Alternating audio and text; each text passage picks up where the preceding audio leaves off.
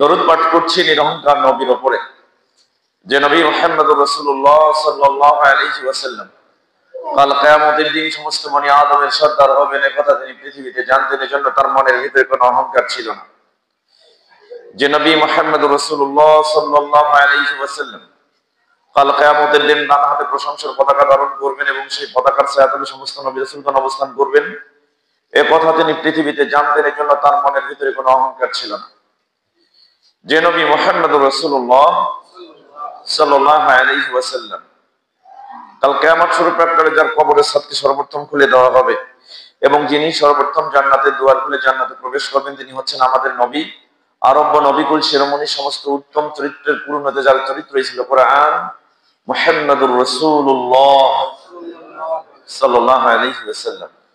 তার উপর শতকোটি দরুদ ও সালাম বর্ষিত হোক। সকলে আমার সাথে বলুন, আল্লাহুম্মা সাল্লি ওয়া সাল্লিম আলা নবিয়িনা মুহাম্মদ।